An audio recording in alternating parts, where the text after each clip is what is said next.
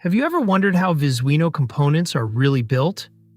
At first glance, a component is simply a block on the Visuino design canvas. But behind that block is a hidden world of visual definitions, C++ behavior, pins, properties, icons, and project connections. The component palette on the right is where the library comes to life. Components are placed on the central workspace, configured through their properties, and connected with visible signal wires.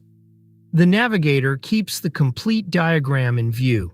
The main and code tabs move between visual design and the program Visuino produces. Here, a pulse generator sends a signal into the new FinnVis digital inverter.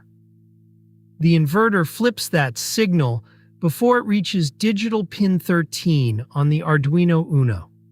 3 simple blocks on screen depend on several files working together correctly. Today, that knowledge is scattered across Arduino libraries.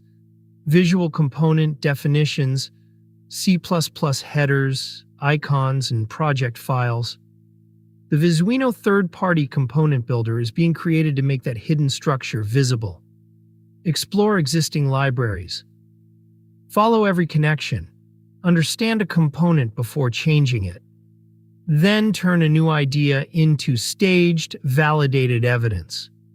With AI-assisted guidance and safety built in.